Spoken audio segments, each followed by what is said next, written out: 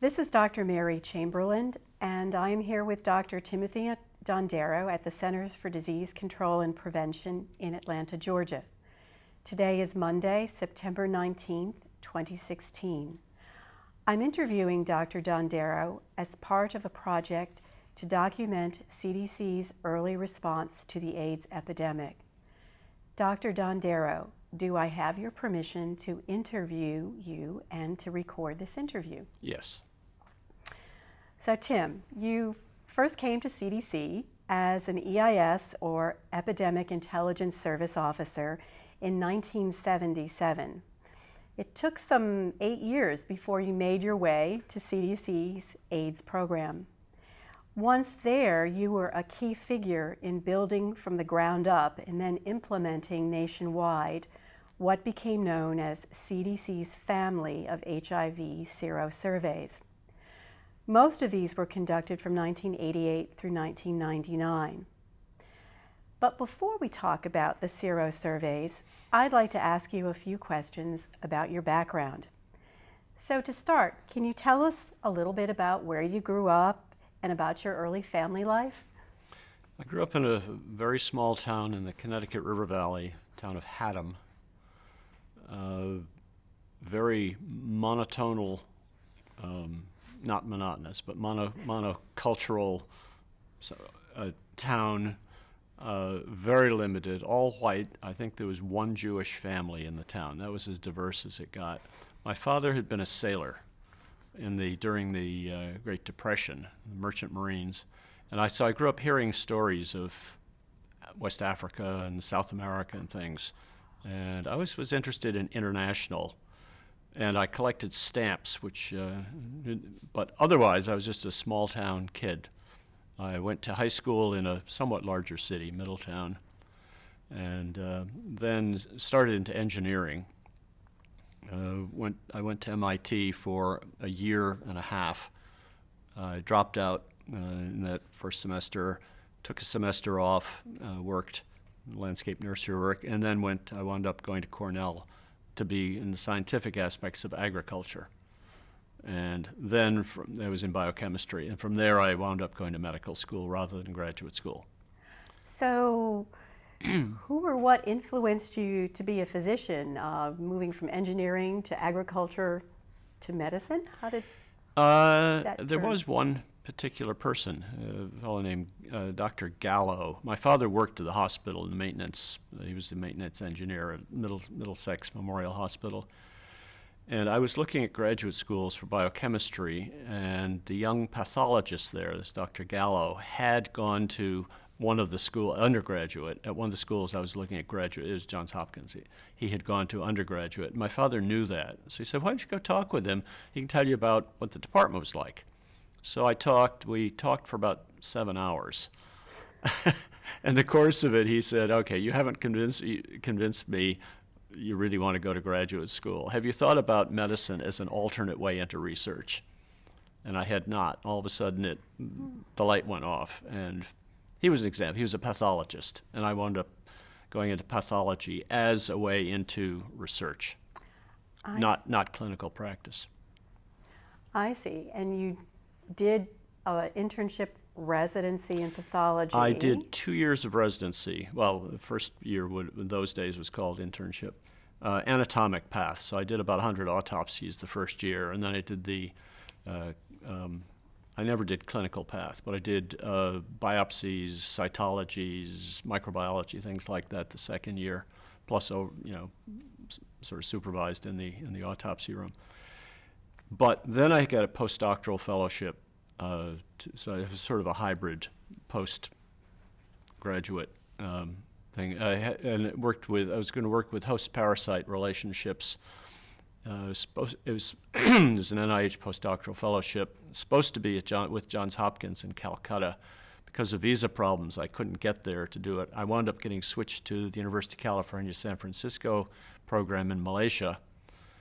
And there I couldn't work with hospitalized patients who had chronic filariasis, which is what I was interested in, the host-parasite interaction as part of the pathogenesis of the disease. but rather worked with had to work in villages. And so I got more and more involved with patterns of infection in communities and, of course, epidemiology. So I sort of backed into epidemiology. I was ultimately in Malaysia for 7.5 years. And coming back to the States, I wound up going into the EIS program as a way of getting back into getting into public health, but in the U.S. I'd been overseas. So what were you doing in these villages? We did essentially complete surveys of everybody, but tested for malaria, which was immediately important to them. I was looking at the filariasis patterns, and I was involved with a group that was ultimately to do filariasis eradication. And my boss in Malaysia at the time is now the grand old man at WHO who led that, Dr. C.P. Ramachandran, Professor C.P. Ramachandran. But it was that seeing, you had all these exposures, entire community exposed to mosquito bites, but only some people getting disease. That's what was the intriguing part. So when you were in these villages, you were actually doing, it sounds like, a little bit of epidemiology. It was epidemiology. It was patterns. Then we worked with laboratory specimens. Interviewing residents of the villages. Interviewing, a lot of times examining, systematically examining for manifestations of filariasis, looking for enlarged feet and so forth, taking clinical histories and physical exams. I did finally get to Calcutta, and I did a couple months' worth there, but only as a TDY kind of thing. That was my first couple of years. That was the postdoc. Then I was obliged to go in the Army, and it was toward the end of the Vietnam War, and I had that Berry plan to go on active duty in the Army, but in my area of specialty, which was research in tropical medicine, which the Army, of course, wanted with Vietnam. And there was an Army medical research unit in Kuala Lumpur at the Institute for Medical Research, where I was based with the University of California. So I wound up doing my 3 years Army time active duty there, but with malaria and drug-resistant malaria, resistance patterns. So I did a lot of mapping of that, which was again epidemiologic, and mapping and testing for drug resistance and falciparum malaria, and all over Malaysia, and actually did some in Indonesia as well. So then I knew I wanted to stay with patterns of disease in communities. And I still love the international. But how did you hear about CDC's EIS program? Interesting. I was looking for after the Army, I had 2 more years with the University of California. They needed a coordinator plus part-time research. But I knew, as welcome as I felt in Malaysia, that wasn't where I was going to be able to spend my career or life. So I was figuring I would go to School of Public Health in the U.S. So I interviewed at several. And I went to the Harvard one. I met with Professor Tom Weller, who had actually gotten he had a Nobel Prize for something in tropical stuff, as I recall. I can't remember now. And he was very, very helpful. And he said, you've already done the stuff that you do in the School of Public Health. Have you thought about the EIS program? Which he had never been in, but from a distance, he had a high regard for. So that was put, and then I got interested as I learned more about it, and wound up applying. I was back in Malaysia and asked if there was some way you're supposed to come in for interviews. So I asked if there was some way I could possibly do it with one of their alumni, the way you could for applications to medical schools or other things, or grad schools. And I happened to telephone in to the office of Phil Brockman, who was head of the EIS program at the time. And he was quite, I got him at a good moment, because he said, the word came out in the office that, Phil, you have a call from Malaysia. telephone call from Malaysia. So anyway, he was quite charmed. I said, is there any, I'm very interested, but is there any way I could possibly do the interview? I could, scrape together the money to come to Atlanta, but is there any way I could possibly do it with somebody who has credibility? He says, well, actually, I'm going to be out visiting in Dhaka. Let me check that. Yeah, I can come back through. So he came through one afternoon. I took him around. He wanted to see some things. So I took him out to the Aborigine hospital where I did a lot of work. I got a Malay driver who couldn't speak English. We took him around. So we talked in the car all the time. I knew this guy, Yakub or whatever the hell his name was, couldn't understand us. But I could tell him, because I had fairly good Malay at that time. So Phil was enchanted by all this stuff. Then he met my wife and essentially said, based on your experience, your record, you've been in the Army, you got this, that, and the other thing, I think you'll be a good fit. He says, but, let me, I said, well, can we offer you some dinner? He says, that would be compromise. Let me take you out to dinner. But take me let's go to some place where tourists don't get to go. So we went to the street vendors. And he was absolutely charmed. He was out the next day, and I was in. Well, that has to go down as one of the more that was an easier, less bureaucratic ones. Maybe that one shouldn't be on the record. So needless to say, you were accepted into the EIS class, and you were assigned to the Tennessee State Health Department. I chose a state purposely. Okay. I had worked with a categorical couple of diseases. I wanted broader public health experience. So I wanted a state assignment so that I could do whatever came up. And I had all sorts of things. The big ones turned out to be the Legionnaire's disease. But I had plenty of, food poisonings in nursing homes and daycare centers and, pesticide exposures and sudden deaths on the job and this kind of thing to deal with. So the classic sort of well-rounded state experience. Yeah. But no doubt. And it dealt with the media directly, too. That was a very, very useful. Now, one final question before we shift our gears to AIDS is that I did really want to follow up and ask you a bit about the investigation of the Legionnaire's disease outbreak in Memphis, because my sense is that your investigation really nailed the association of the outbreak with contaminated air conditioning cooling towers, because the original outbreak investigation in Philadelphia had been really unable to find a source. So okay, there had been the Philadelphia one just before I came into EIS.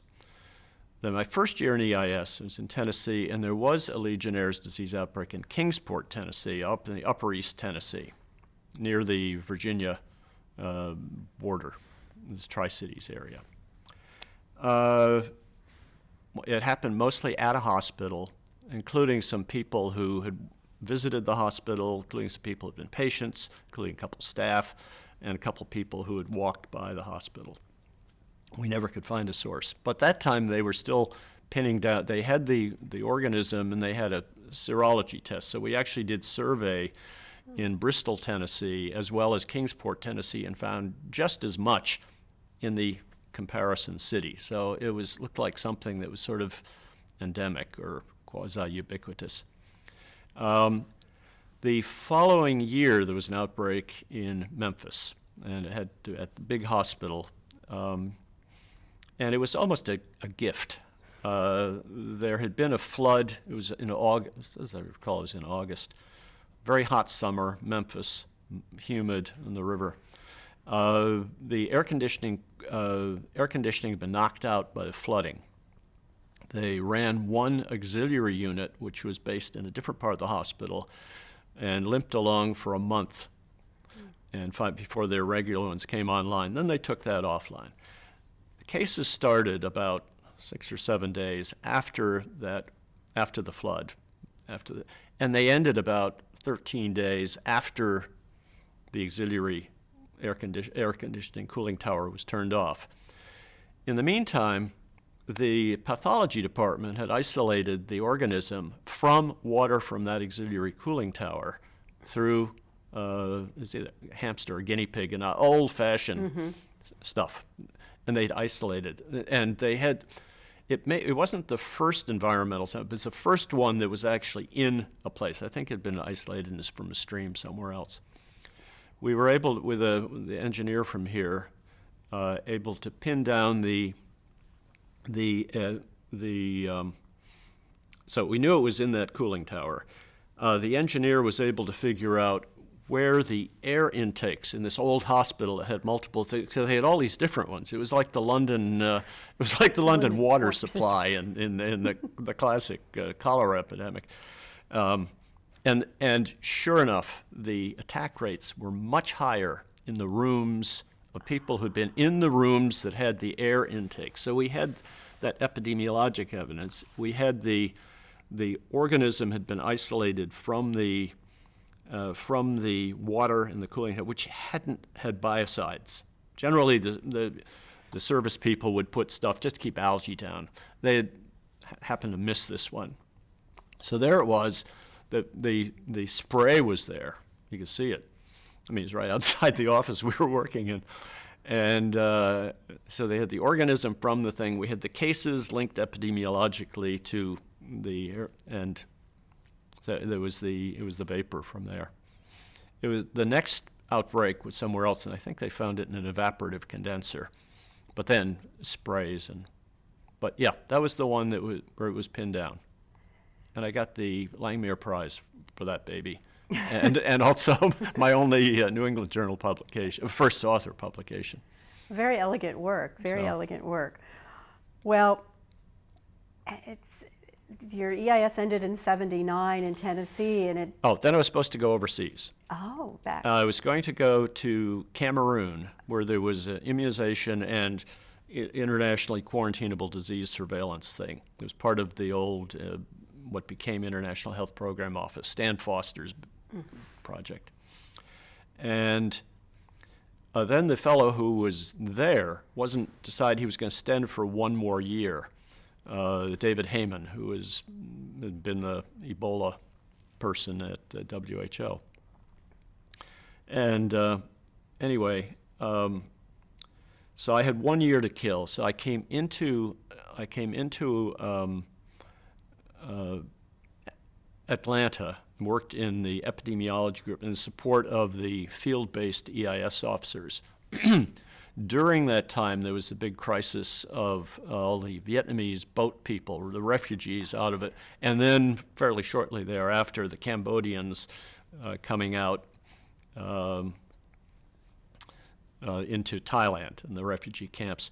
I had worked in Southeast Asia for 7.5 years. I had worked in Malaysia, and my wife had grown up in Thailand. That's the island, a lot of the islands where the refugees are coming. So I had already worked in these areas. And I was relatively free in terms of job activities here. So I was the one that worked with our quarantine division initially on coordinating the response and getting people out to the young epidemiologists, out to the refugee islands and things. So that was that year. Then I went to Africa for 2.5 years working. I came back. I was with the International Health Program Office, and AIDS was coming up in Africa during this time. And I'd seen plenty of STDs in Africa and behavioral patterns that you can just see it coming. So I wound up joining in 1985. So I'd been back about 2 years. How is it that circumstances arose that you made your way to the AIDS program? The international program wasn't. I didn't see that as long-term career things. I liked where I wound up doing a lot with disaster relief, and there was droughts and civil wars in Africa in the '84, I guess. So I was the lead epidemiologist on that before that was picked up over in what became the disaster relief group. But it was run by public health advisors and occasionally would tap an epidemiologist for particular tasks. I could see that there wasn't a career for me to get into that as much as I would have liked it.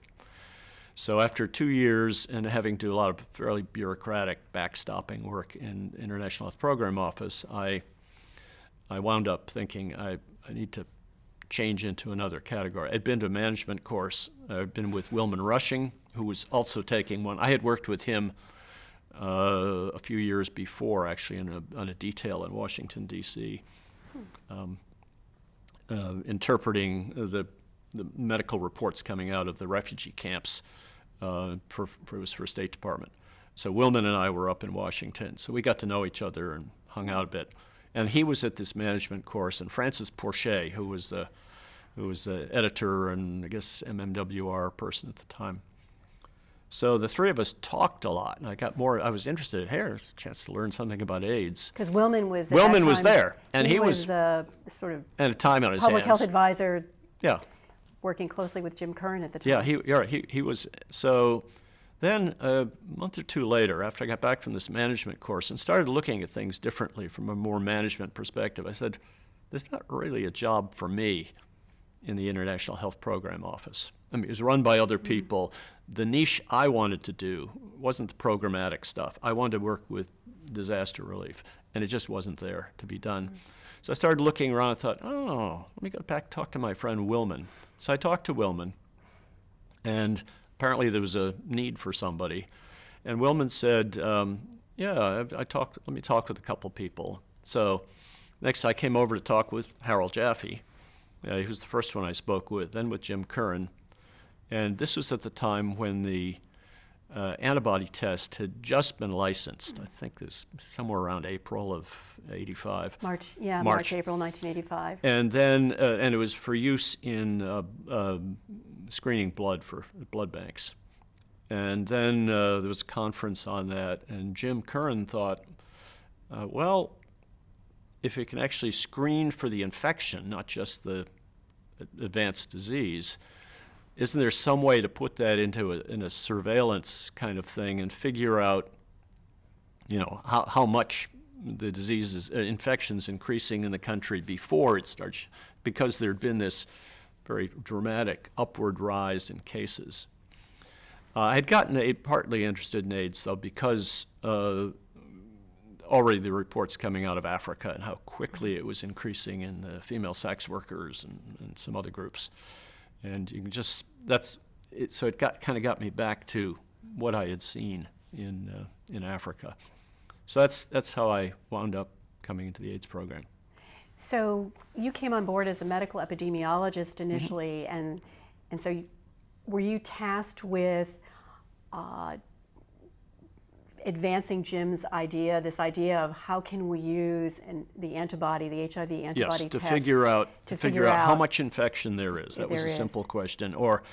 And I figured since we'd always be doing sort of sentinel surveillance, because I had worked with sentinel surveillance on immunizations in Africa, where you couldn't get an absolute number, but you could get a trend.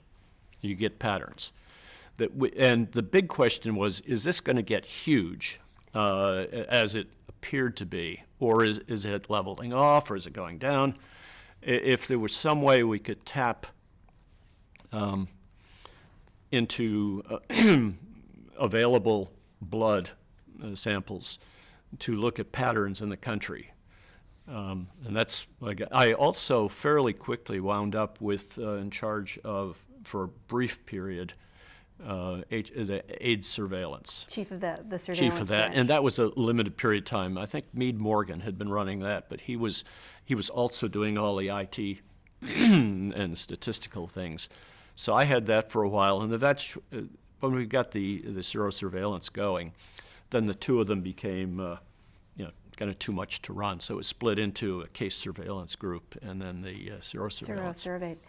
Well, indeed, about the time you became chief of the surveillance and evaluation branch in June of 1986, that was coincident with the Public Health Service conference that was held at Coolfont, West Virginia.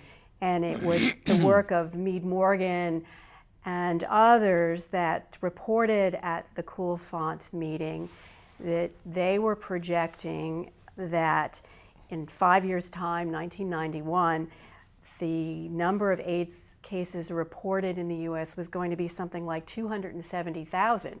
at a point in time when there was only 20,000, Yeah. only Yeah, I 20,000. joined when there were 13,000. People used to note how many cases had been reported at the time they joined. I joined because I was fairly late among the early peak group. So obviously these overwhelming numbers didn't scare you off from taking the No, job. it seemed like an interesting challenge. But see, I had a couple things.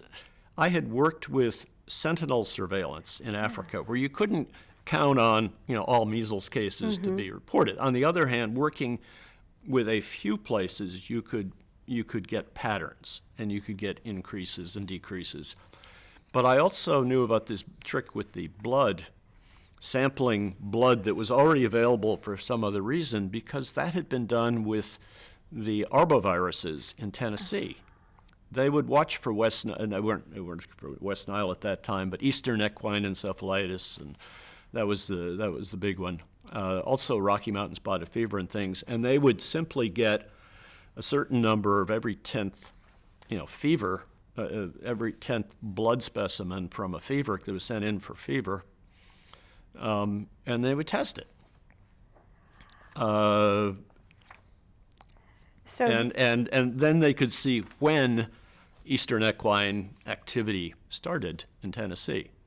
So these two things that you've just mentioned, the concept of doing sentinel surveillance and a methodology for sampling. Yeah, these were existing specimens. Existing specimens. These were going to be sort of some of the core features of this program, and I do want to explore that in a little bit more detail with you.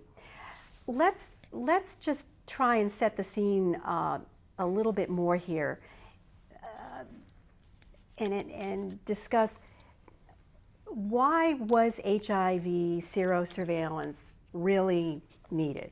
After all, there was national AIDS case reporting, been in place since '81.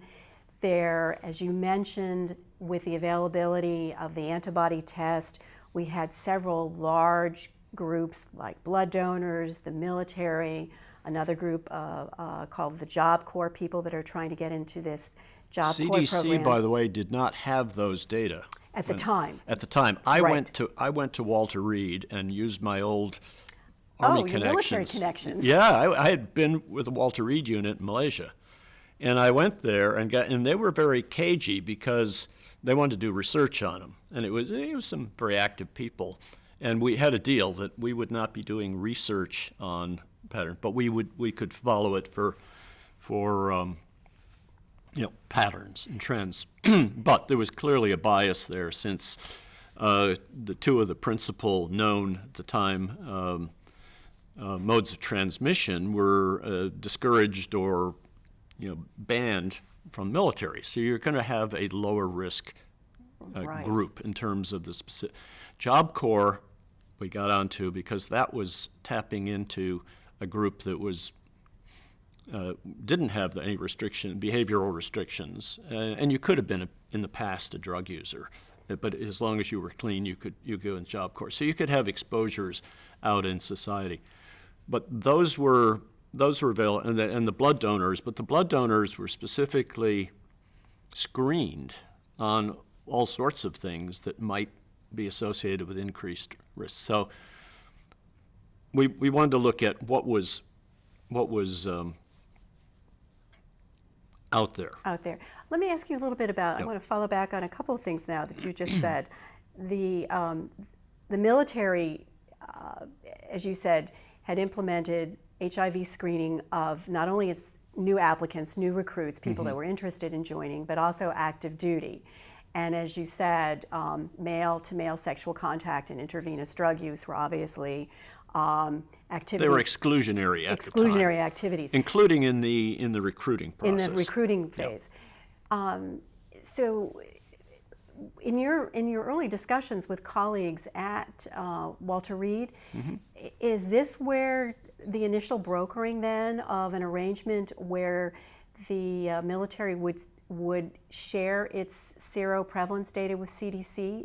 Is that where that was brokered, courtesy of you, or? Yeah, it was. I had Jim's encouragement, but I went up to Walter Reed, and I met with people, some of whom I knew from my Army time, and Okay. They weren't concerned about sensitivities, particularly, or political sensitivities or other.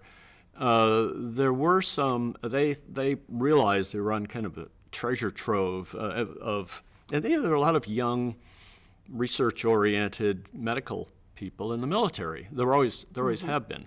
A lot of CDC was set up by people who were, had military experience. But they saw this as a window on the U.S. epidemic, and they wanted to be the ones to do the research on it. They were okay with us using it for more surveillance purposes. Right. And they couldn't ultimately say no to CDC, but there was a negotiation on who could do what with the data. And as you say, obviously a select population, not anything that would... Yeah, and one of the lead guy in the Army, and blocking on his name, went to the University of Maryland and became very, very involved with research there in AIDS. And I'm blocking on his name as well. And similar, over time, similar arrangements were made with the American Red Cross, again, for them to at least share. Yeah, but they didn't have a lot. The Job Corps came a little later. Okay. In the meantime, we'd gotten those were sort of passive surveillance, harvesting existing data. But we started the more active to go out and seek out blood specimens that are available and actually physically test those. So just to sort of sum up, is the feeling was that the serosurveys were needed because obviously AIDS case surveillance was just telling you about transmission patterns that had occurred years ago. Right. Obviously, because there was at that time there was several years easily people had recognized between initial infection and the development of end-stage AIDS. So Yes, AIDS and they had cases were already figuring out what the median length of time was. The median was somewhere around 10 years. Of course, there weren't interventions in those days, but so they knew.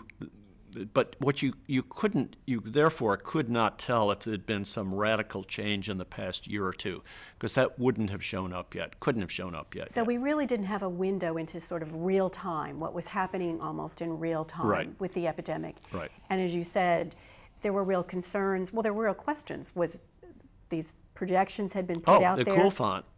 And there were, from the other side, of a much more conservative political side, it was a feeling this was being way overblown.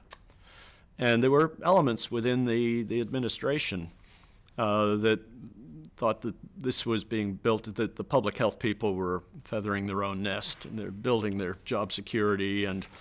But also there was another very political element, and that was that this was establishing visibly that there was a large gay male population. Of course, they voted in this country, and this was giving them, in the view of some of the conservatives, undue political clout.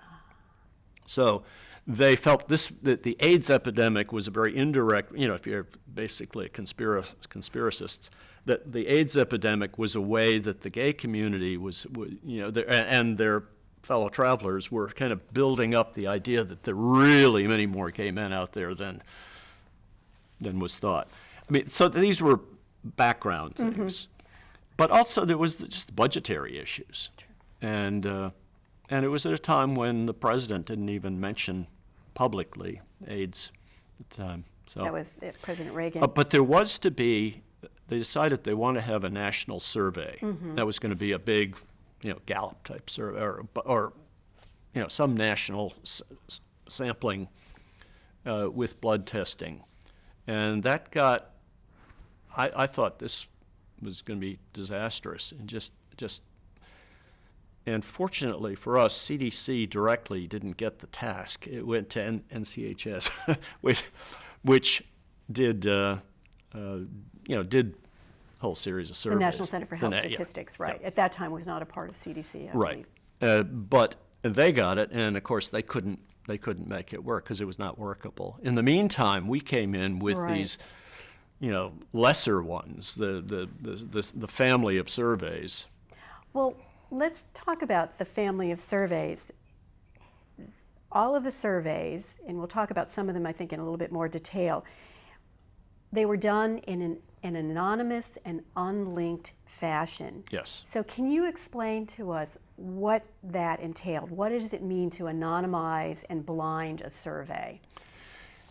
All right, and there were some precedents for this, and we had to go through a lot of legal discussions with the legal office here. I wasn't a lawyer, but I felt I was having to become one.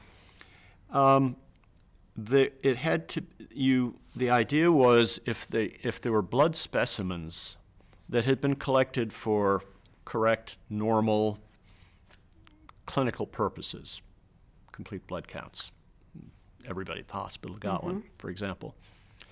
That the leftover specimens, if you could permanently eliminate any link to the person from whom the specimen came, that could be tested then for a greater good of public information surveillance and knowing where the epidemic, and it would not hurt individuals, because at that time it was considered, you certainly could not, you still cannot, forcibly test someone for HIV or test them without their permission. And if you asked permission, there would be some people who would say no. You're going to have a participation bias, so that would defeat the purpose of. But there were other examples. I worked in pathology. I trained in pathology, and there were always the tissue banks at the hospital. There were always specimens who were brought out for teaching purposes, for comparison. CDC benefited from, and Legionnaires. There were blood specimens in the freezer from these fevers, from these pneumonias of unknown etiology. A bunch of outbreaks where they couldn't find the agent and things. And they went back to those specimens and documented that, wow, yeah, a lot of the pneumonias of unknown etiology, in fact, the severe ones, were Legionnaire's disease, and it was sporadic. It was everywhere. So that pattern was there. And I checked with the legal office, and it went through IRB too. And Institutional Review and Board. it had to do an Institutional Review Board, and it was proved that it did not harm. There was no harm to the individuals from whom the specimens came, because there was no way of linking them. Now, there was the other. The challenges were not that there was missed opportunities. That came later. The challenge was that autonomy has been violated, that a person should have control over what happens to something that came from that person. And there are certain countries, particularly post-World War II countries like Holland, who had felt so violated during the Second World War that they had people had strict control over anything that came from them. So an anonymous, unlinked survey could not be done in that country. But there was an ethical debate, and there were the ethics on the side of knowing what's going on when we may have an absolute major epidemic here and the argument used to be that I made was, somehow ignorance is unethical when you have the opportunity without hurting anyone to learn what's going on. But it was always debated. Yeah, I'm curious, who were some of the individuals involved in these discussions, and were they just contained within CDC, or were these discussions there were that took ethicists place? from outside. This is Bayer. Ron Bayer Ron from Bayer. Columbia? He was at the time in New York, in some institute there. Columbia, I think. Columbia, yeah. Yeah.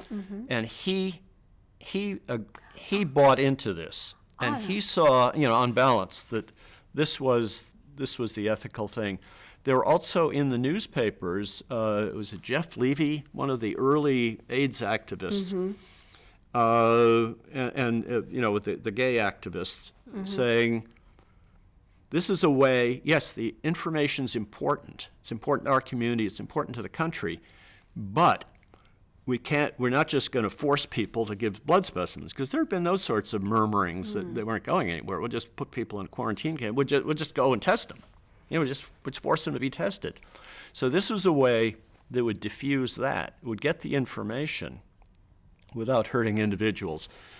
But there were people who were against it, and I'm trying to remember who specifically. There was one there was a prominent editor somewhere. So did CDC actually bring in a group of external experts for a meeting about this, or were these sort of informal? There were some. I'm just not curious. sure of the timing. I think we were already going on that, on the survey. I think they did get it reviewed, but I'm a little. I think there was. I'm a bit fuzzy on that. Yeah, because obviously, as you say, having the surveys completely delinked, the test result, there was no way to get back to an individual to give them their test result. Right. And when you're in that sort of a situation, obviously it becomes impossible to people don't necessarily know their status. They don't have access to information as to potentially how to reduce their risk of transmitting the virus to others. And then later along came drugs. Right, AZT. FDA had licensed AZT, the first HIV drug, in March of '87. So all of that's happening about the same time, but there were already test sites. They're initially called the alternate test site. It was a place where counseling and testing counseling. Site. That was the later term. The alternate test facility or alternate test site or something like that, which was a way that there was a fear that some people would want to know their status, who maybe were worried about it, and go donate blood for the purpose of learning, because that was the only way you could get tested. So this was a way you could go to the health department, not donate blood, but get yourself tested. And that then became counseling and testing. Counseling and testing, you're right. But they were called alternate test sites. I forgot initially. about that term, you're right, yeah. But so there was the opportunity to get tested. Now, we didn't know at the time that if you knew you were infected, that behavior could be changed in a beneficial way. There weren't yet early treatment drugs and stuff like that. So there really wasn't much you could do for anybody except give them bad news. That changed later, and it changed as soon as you got into the mothers, because then, there were issues of. Yes, so as drugs became available, as more became known about preventing mother-to-child transmission, then that got increasingly complex. Okay, well then let's then get ourselves back to the beginning. Okay. So there's obviously been a lot of discussion about, as you say, the ethical considerations, the legal considerations, a lot of work to get that sorted. Let's talk a little bit about the logistics of implementing the surveys. All right. Now, the first one, go ahead. The first one was? The first one was the Sentinel hospitals. Okay. And that was directly patterned after my experience in Africa with Sentinel surveillance of the vaccine-preventable diseases. And what I knew of from Tennessee with how they test the bloods from fever for the arboviruses at the time. We set up, we did it through through contracts. We defined hospitals that would agree to this, and that they would test. Instead of, this kind of specimens we were looking for were the ones that wouldn't suggest AIDS risk factors or related conditions. That sort of reverse of when you're looking to see if Eastern equine encephalitis is coming through, you test the fever patients. This is the one where you didn't test anybody that had fever or an infectious disease that might be associated with AIDS, or sexually transmitted diseases or, drug overdose patients and stuff. So we worked with particularly looking at orthopedic and other things that would be general surgery, stuff that was sort of bland that would just, be the things that anybody could get. It could include people who had an HIV, but not but excluding more the likely infectious to diseases. You were wanting to avoid oversampling, inadvertently oversampling. Right, and we didn't want, because the hospitals HIV. are obviously going to get sicker patients. People got pneumocystis pneumonia, they were going to come to the hospital. So we didn't want the pneumonia patients, any infectious diseases. So we were looking for the average citizen in an unenriched sample. So we had criteria for what specimens. Okay. And I've forgotten how the pay was done, but we had a couple public health advisors and contracts and stuff like this. How did you select the hospitals, and was it difficult to get them? We put out the word. There was a what do you call it? A solicitation for proposals? Yeah, for proposals. Okay. And I can't remember if we knew a couple of places that people knew and tried to encourage them to do it. But there were places that we had enough places that were from different parts of the country.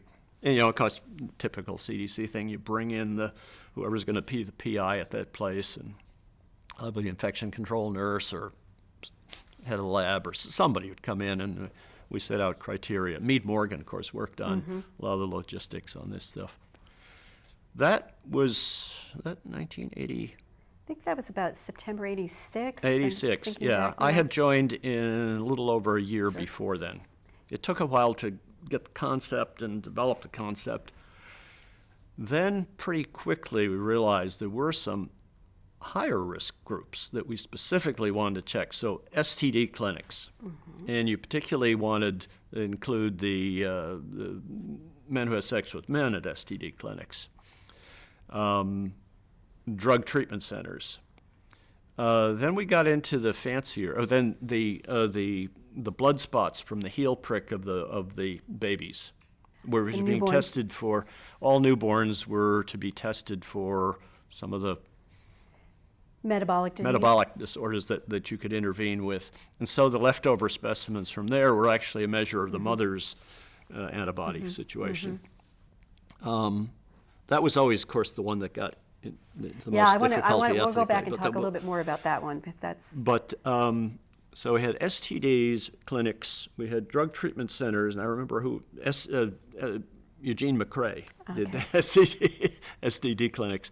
Then we got into acute. By this time we had gotten the Job Corps data, but they were screening anyway. But we didn't have to test; they were already being tested. We just needed access to the data. And then the other one that was sort of cute was getting the ones from the college, health service, and Helene Gale was in charge of that one. And so we're looking at the rate of college students, and it really wasn't very high, as I recall. It was hard to get lots of specimens, but the rate was very, very low. College students, but it had to do with the age, and the college students that did have the infection tended to be the non-traditional. So they were the 28, 34-year-old, that kind of thing, who would come back to college. It wasn't the Joe College, Jill College, classical undergraduates. So it sounds like there was a real mix of survey populations. Some you would have expected to have elevated rates of infection, right. STD like the clinic STD and drug clinics. treatment. And then, as you're saying, the university student population. Well, there was worry. Were they spreading it fast? So what was the thinking? Why did you want to get so many different types of? The model was what did it used to be called? It was a thing used by the stock market, where the leading there's something of leading indicators. That term isn't around anymore, but they had all these. You had job rate, you had employment rates, you had this, that, and the other thing. You had a whole series of different indicators, and then triangulate is a little bit elegant term, but you sort of got a feel for it. A series of imperfect things that you could see the picture on. and watch trends. We felt we were better off if we could control the sampling conditions, that we could at least get trends that paralleled what was going on in society. You've mentioned a couple of times the Job Corps, so I feel like we should follow up a little bit about that. Can you explain a little bit about what the Job Corps was about, Yes. and who these people were, and how was it that they were being tested, and how CDC fit into the picture? Job Corps was set up, I think it was in the mid-'80s, but somewhere around there. It was a training program for young people, I don't know if you had to be under 19 or under 20 or something like that, who were from usually poor backgrounds, who had not done well or had dropped out of education, they were training these people in job skills where they could support themselves. And it's a lot of mechanical things. They did training in forklift operators and heavy equipment operators and things like this, but skilled crafts. It was set up purposely for the poorest and the most disadvantaged of society. It included lots of minorities. It included a lot of poor white people too. It was just a sampling of poor young people, and many of whom had dropped out of school because they're using drugs and other things. You couldn't come in, as I understand, you could have had a fairly active history of drug use, but as long as you were sober at the time, you could join. Okay. So that it was a sampling of risk, and there was no restrictions on sexual behavior and things like this. It was in part a sample of that part of society that sort of free. They were already being tested. So the Job Corps Was testing. had on its own initiated Yes. testing of its And when we found that out, we entrance. quickly got a hold of that information. It had an interesting side effect. When the distribution along racial lines became more apparent, there's always these claims, but it's poverty. Poverty's driving all this. And then you could say, well, anyone in the Job Corps has poverty and undereducation and all the, what they call them, the social determinants of, social determinants of something. They had all the bad things. And you could still see racial and ethnic differences. So it actually helped answer that question. It did. In preparing for the interview, I came across some statistics that I think give some hint of the magnitude of the task that you and your team were embarking on. You were establishing cooperative agreements to provide technical and funding support to 30 major metropolitan areas. In these 30 cities, there were more than 400 clinics and hospitals that were enrolled. And by September of 1989, so roughly about a year and a half after things started rolling out, sentinel surveillance for HIV was going on in 41 states, the District of Columbia, Puerto Rico, and 38 metropolitan areas. So it's a bit... I remember it as being busy, but I didn't realize it was that busy. It's a bit breathtaking to consider how much was rolled out in such a short period of time. We had great support, and I got some, we had really, first, Willman Rushing made sure that this, I had Tom Starcher, as I recall, who was a master. So these are two public health advisors. Two public health advisors. They were the people that got stuff done. Okay. I mean, you say the docs and the public health advisors. The docs maybe came up with the ideas. The public health advisors got them carried out. And we had people out in these places too. We had our own reps in a lot of places as well. We were quite large at the time. They also covered surveillance issues too. So what was the general plan then about how the project was going to be organized and managed? You had an Atlanta contingent, and it sounds like there were people stationed in the field. Keeping them going. Yeah, that's the old public health advisor model, that you'd have your immunization reps and stuff. We had our surveillance reps. So people that... They already had them in some important places. So people, CDC assignees to do AIDS surveillance, were then also asked to tack on Serosurveillance. serosurveillance, getting that up the There was a little bit of institutional resistance for a while. Well, I was going to ask you, what were some of the challenges? Because again, this is a pretty large scope of work. Do you remember what some of the hurdles were?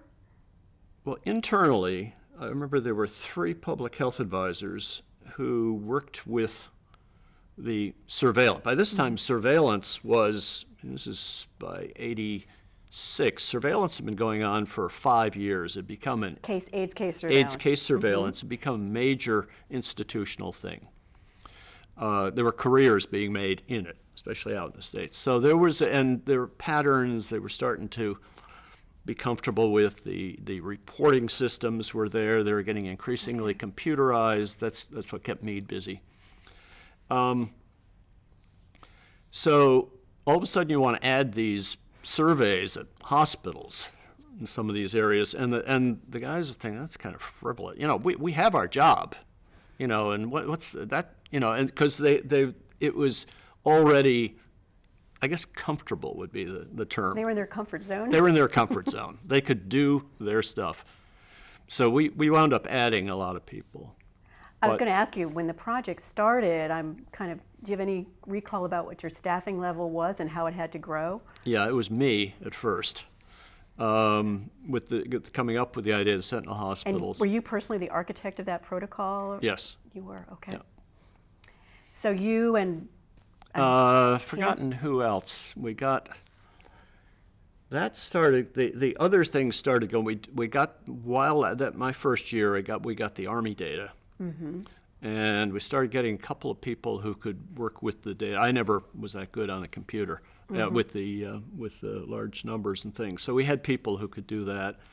Forgotten who they were now. But with the Sentinel hospitals, I got he was Lyle Peterson? Peterson was my public health resident.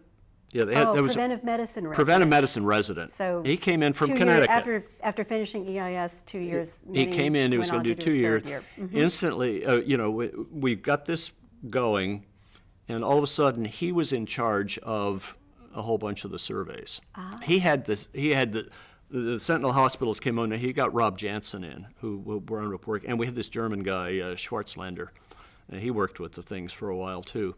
Meantime, we were able to get Ida Honorato, who headed up the clinic-based surveys, and she got people in who were really good. We had actually great people. I've since been supervised by many of them, but they were always nice to me because I was. What was the atmosphere like? It was lively. But it was lively all over the place. Mm-hmm, when I first joined the AIDS group, I remember that in '85. You'd see the cameraman just lined up on, it was the hallway we were talking about, the sub basement of Building 6. Building 6, and there would be cameramen in there. And they used to say, it's going to be a bad day when the 60 Minutes crew is waiting outside your office. They'd be waiting there, be waiting for Curran. He would be to interview. And then they got people like Bill Darrow and others, and then Jim arranged that we all have media training to be able to speak with the I had, fortunately for me, done a lot of that in Tennessee as an EIS officer. You're not sheltered. You're not the low person on the totem pole. You're sort of the big person on the totem pole. So I had already been speaking with media on all kinds of things. But the training was particularly good. And the person they brought in as a trainer also trained people who were political candidates and things like this.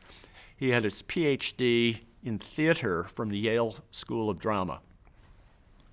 And his thing was, how do you present yourself? How do you ultimately use the opportunity of speaking with the media to get the public health message out when their agenda is something else?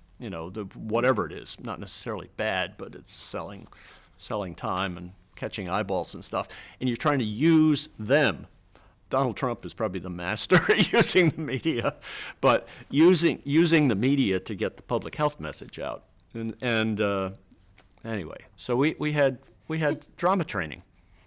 Did you personally, or did your team, did you feel like there was a lot of pressure on you to deliver? Were there a lot of expectations that were being held within CDC, outside of CDC? So many new things were being tried then, some of which succeeded, and you got involved in one, Project Iceberg. But other things, there were lots of initiatives that would, and not everything would work, but there were always so many new things. I don't think there was ever a feeling of, I must accomplish this thing. You're looking at, sort of more shotgun, lots of things going out.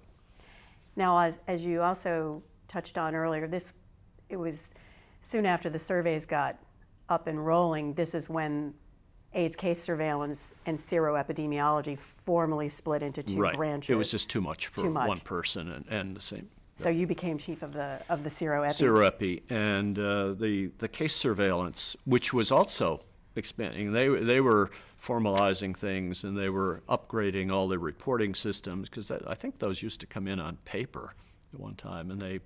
Yes, that's right. Yeah. And then eventually.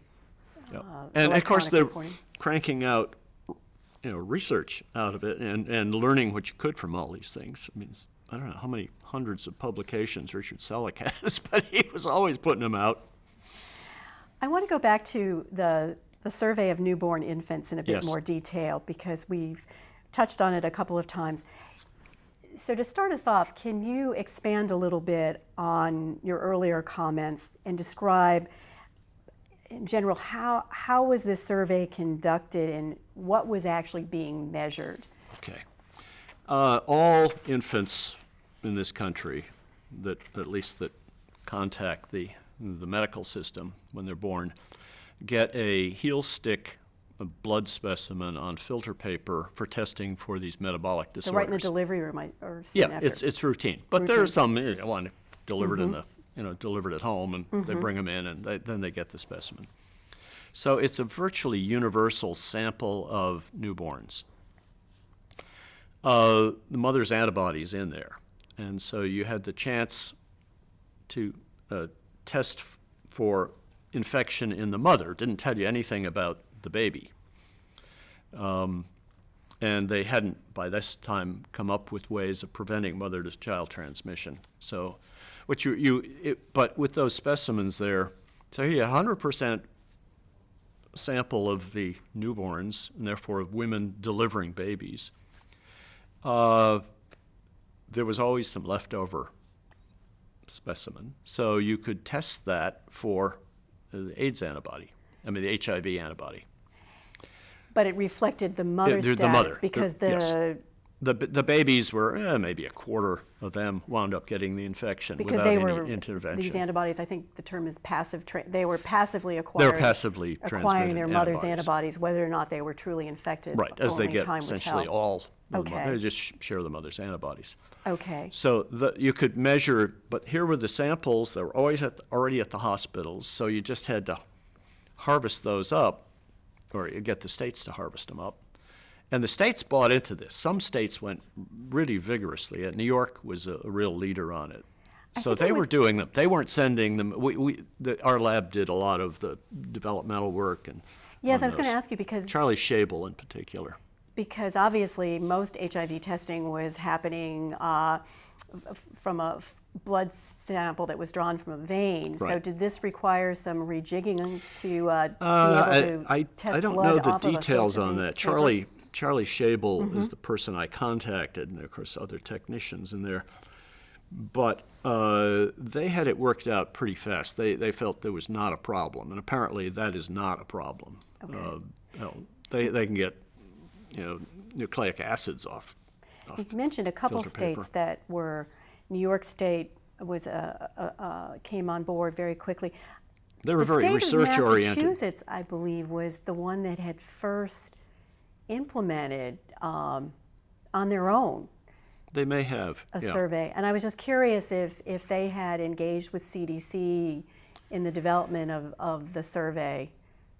I'm trying to remember. Maybe it was a researcher from there. There was somebody from one of those states, I'd forgotten this part, there was somebody, and it may have been Massachusetts, they were testing for other things too. This is somebody Okay. who was interested in infectious diseases, and they used this. They may have started with the HIV. I'm not sure, but there were certainly some studies of other infectious diseases that had epidemiologic patterns that you might want to know about from public health standpoint. So this survey, ultimately I think was called the Survey of Childbearing Women. right. How important a survey was this? I thought it was essential because it was a sample of the non-MSM. Men who have sex with men. Yeah, men who have sex with men. It was the women half of the population, and not enriched with drug users. It was just, there were certainly some drug users, but it was a sample of the younger childbearing age women, and particularly younger women. There was a somewhat predominant, so I don't know, median may have been in the early 20s or something. So it was a sample of the country, basically, with specimens that were available everywhere. You didn't have to do anything other than pay for them to be mailed in or pay them to do them or something. So it was a logistically relatively easy one to do. Turns out the testing was easy, and it was the complexity on it then became on the ethical side. Once there were things that could be done, how could you test a specimen that where you might have been able to do? Well, of course, it was after the baby was born, so you couldn't intervene prior to, and they didn't know of post-exposure prophylaxis at that point, or the newborn prevention at that point. But it was becoming problematic. On the other hand, they're trying to get it. Here's what it drove. It indicated how high it was and where, and it forced the issue of pushing for the interventions as soon as they were available. I've forgotten when 076 was when was that? That was I think it was 1994. The clinical trial 076. That was the one. That was the one that showed that AZT dramatically cut down. Reduced the likelihood that an infected mother would transmit to her infant. So all of a sudden, that once there was an intervention, we already had the data there to show how much there was, and it made it real to the obstetricians and that sort of thing. So I think it was a major way. It was a good indicator of what was going on in the quote general population, but it also drove that very important intervention, which is one of the great successes. I mean, they're already the screening of blood and blood products and things like that, and factor VIII concentrate and things like that have been the early terrible things had already been dealt with through biomedical intervention. But this then, we had the data to say how bad the problem was. So I thought it was essential. And a similar thing has actually been used and is just about finished in developing countries. But it was promoted by the World Health Organization, and then the subsection of that became focused on AIDS, the joint whatever.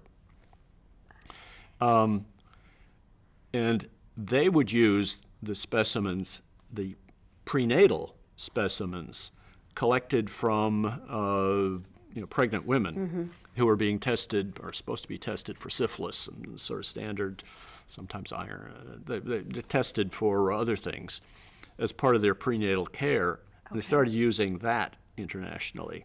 I see. Okay. Now that was now at a time when there was an intervention, so that became dicier. So you had two ethical and of course we didn't do that. Global AIDS program did support those things though, but they had to be reviewed carefully, and they tried to do them only where there was testing available and interventions available. But on the other hand, if you didn't look because a place hadn't set up mother-to-child transmission prevention, if you didn't document that it was high, there was less incentive to it. By showing there was a problem, you could force the prevention to take place. I see. The prevention programs to take place. The policymakers had to deal with it. So I was an activist that way in terms of having the data, not just to monitor forever what was going on, but to indicate where there was a need for an intervention. And we also were the ones that, by this time I was with the international stuff, and we actually led the charge on applying a workable version of 076 internationally. I see. That became more problematic Okay. in terms of dealing with the ethical aspects than the surveys. But So domestically, the serosurvey of childbearing women, soon after the results of that clinical trial demonstrated that AZT could really dramatically decrease the likelihood of transmitting HIV to... we already had data by the time that came along. So domestically, I think It told you what the extent of the problem was. But the survey in the United States stopped soon It stopped fairly soon after, because they were getting a very high rate of testing as part of the prevention of mother-to-child transmission. You didn't need it anymore. If you and that was always the ideal. If you could use specimens that were collected as part of clinical service, and they were being tested anyway. First of all, if they're being tested anyway, all you had to do was harvest the data. I mean, we'd done that with the Army, with the Job Corps, blood banks. So, anywhere where testing was being done for service purposes, we were interested in those data. We didn't have to bring those specimens in and test them. Yeah, so it's interesting that because by this time when the 076 trial data is available, and then the following year the domestic survey of childbearing women is discontinued, by this time you had I was already with the moved to the international studies Yeah. activity within the Division of So HIV. we were still dealing with it So I internationally. hadn't appreciated that this actually came around in that international Yeah. position for you, that you had to revisit these issues.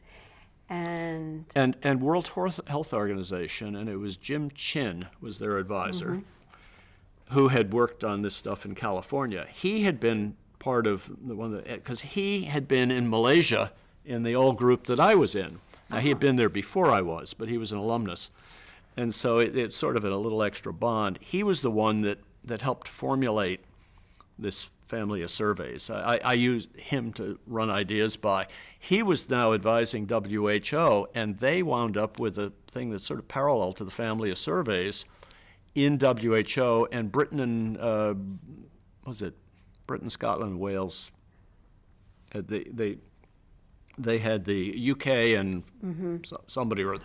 They instituted a family of surveys. In fact, their whole team came over for about 3 weeks, seeing how we did it, and they set up a similar thing, and WHO adopted it quite shortly after that.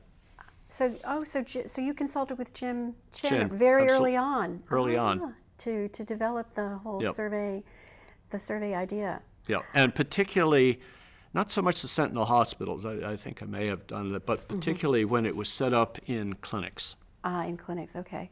Because he worked with, the hospitals weren't under the health departments, whereas the clinics all were. Okay, and Jim had... And Jim had already been dealing with that, and we had that other connection. We'd both been part of the so-called Hooper Foundation with the University of California, San Francisco, in Malaysia. Do you remember people at CDC, people in the staff, in the state and local health departments, when the results started coming in from the surveys, the childbearing women, some of these other surveys, were people surprised by any of the data results?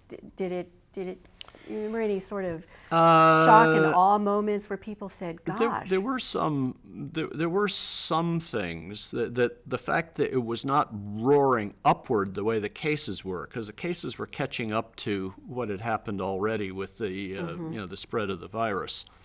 The fact that it wasn't moving up fast.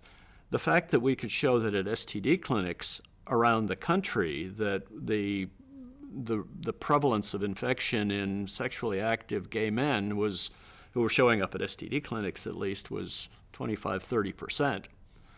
And that drug users, it was very high, relatively high in the East Coast and very low in California and stuff like that. Those were somewhat surprising things.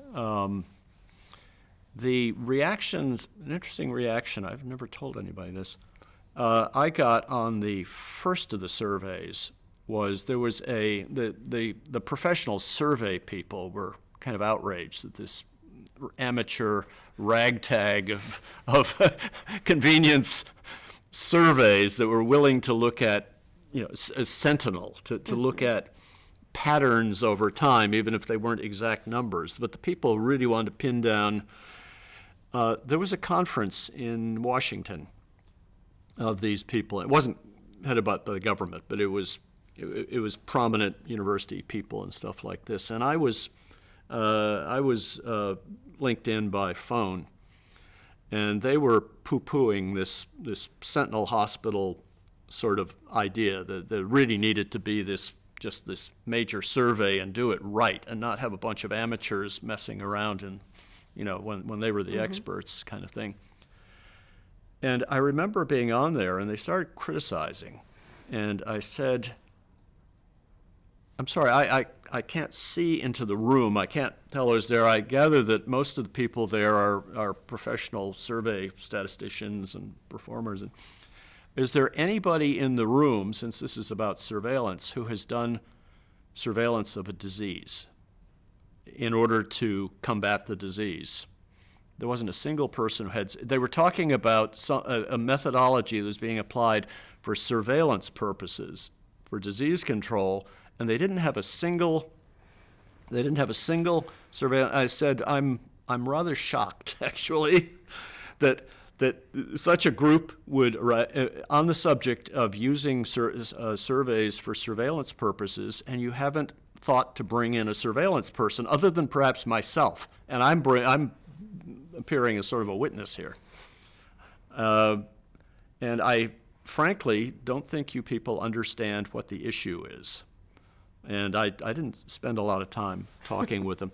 A year or two later, after we had published the first results, I met a woman somewhere. She says, I was in that room. I was in that room, and I tell you, people were really outraged by what you said.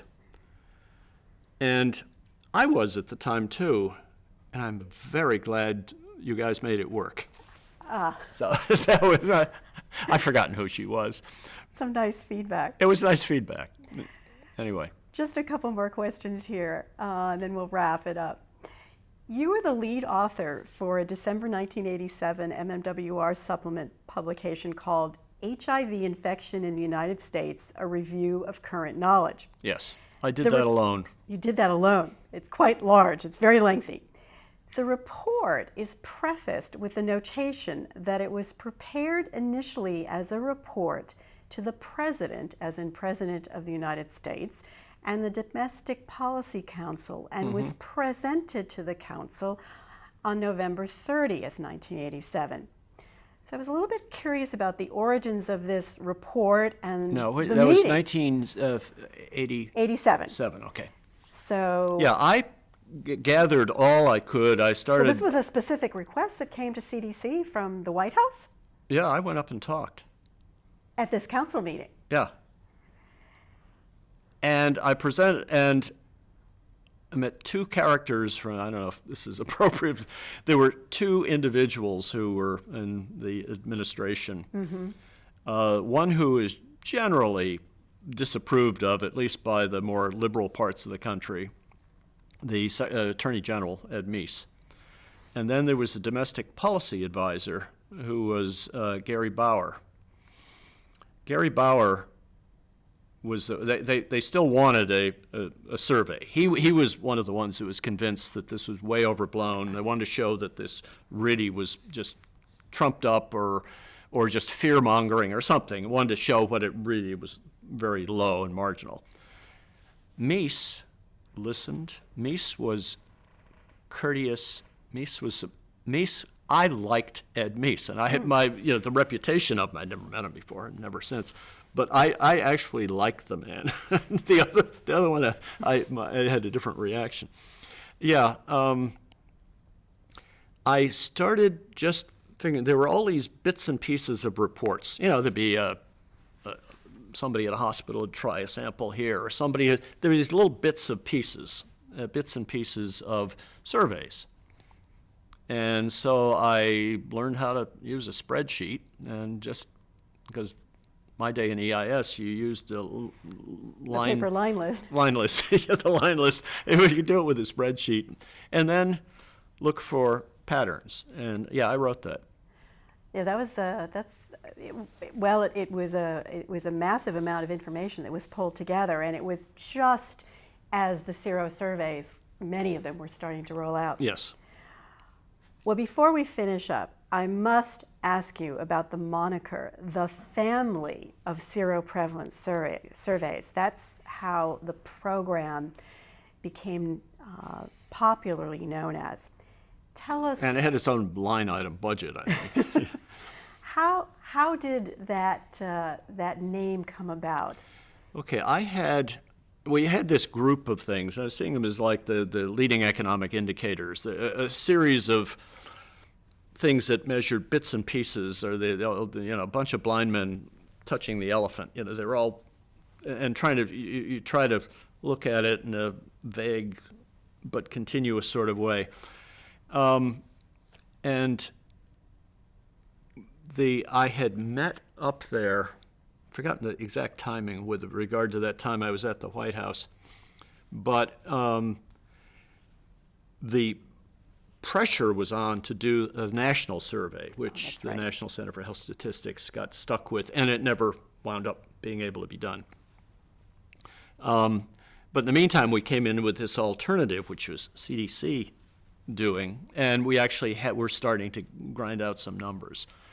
And I pulled together whatever surveys stuff was available, and that document was what came out of it. But a lot of the issue of family, there were always the term family of curves, which had been used in mathematics and things like this. So it was a family of, I did biochemistry, they're family of compounds, a lot of the anthocyanins, is sort of a family of anthocyanins and things like this. So it fit with a family, and then, of course, humor always came into it.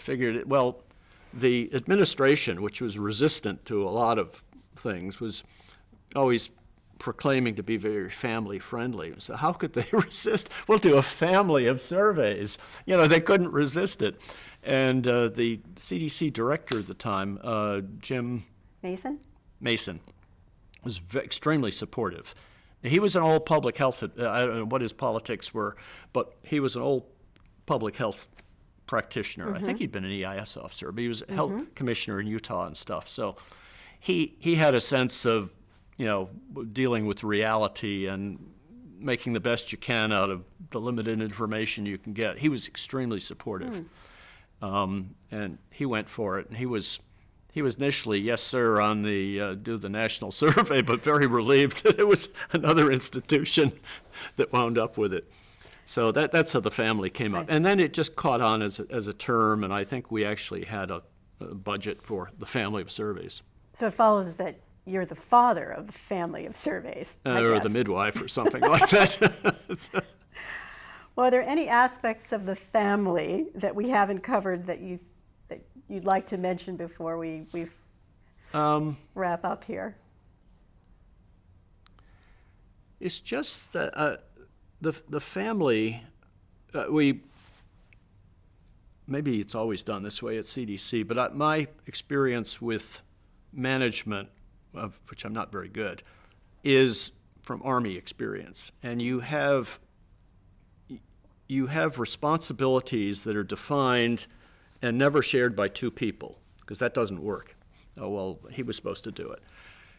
So there were people in charge of each subsection of the thing. So the STD clinics had their chief, the survey in childbearing women, the college health office thing. They all had their individual people leading them, and then there were a couple people. Lyle Peterson led the broader group, and Ida led the clinic-based ones.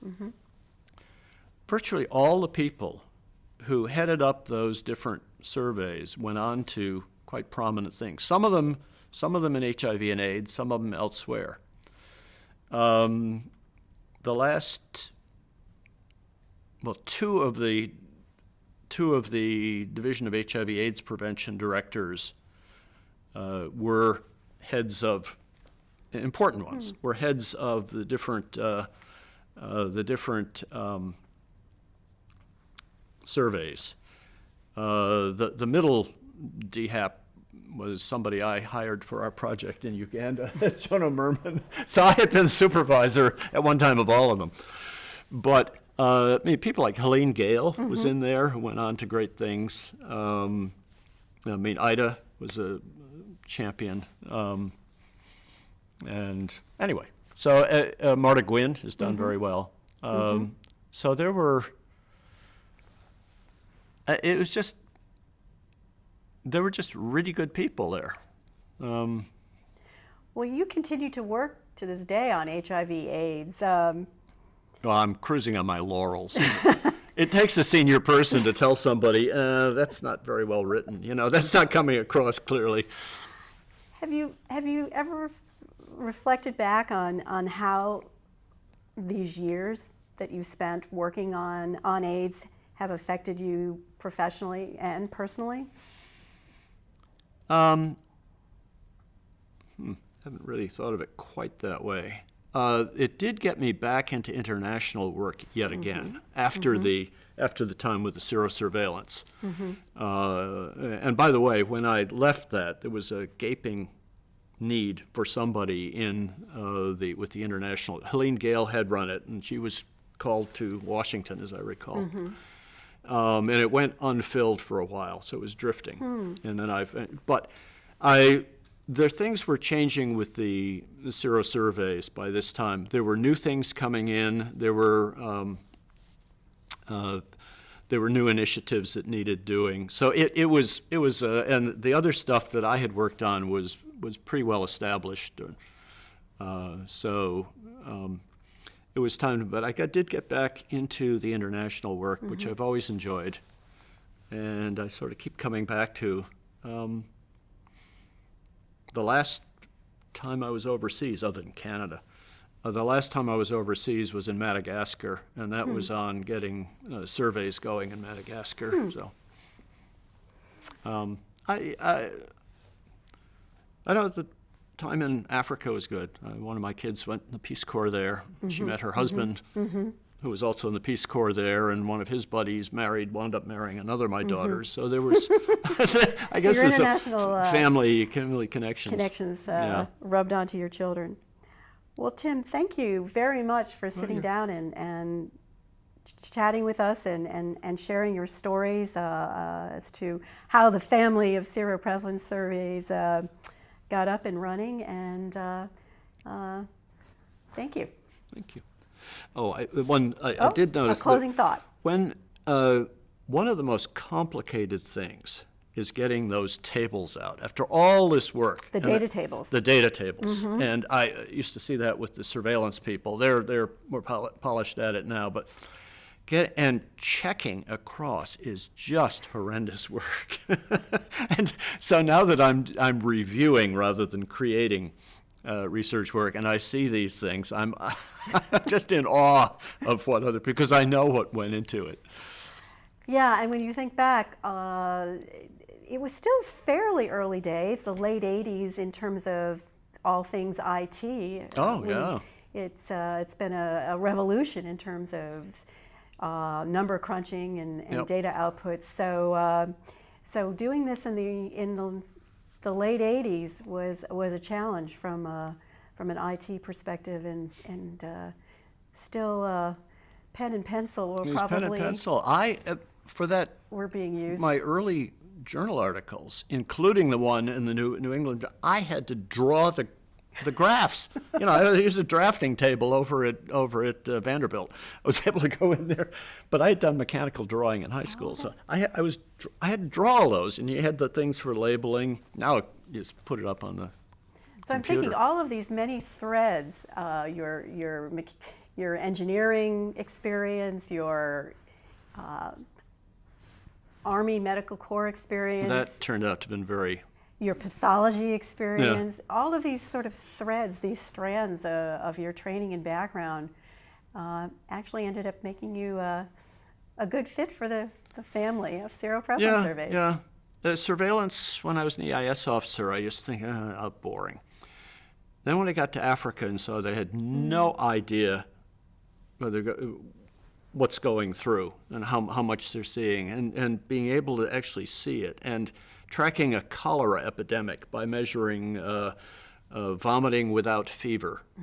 You know, just in a clinic, right? Just going through, and you can see when it went through, and then when it, and then surveillance in refugee camps, and just death is something as fundamental as death surveillance, just counting deaths, and you know, immunization status and this sort of thing. All these surveys. So I became a great enthusiast for the need for surveillance. It's never fun, but it's essential. Well, thanks so much, Tim. Okay.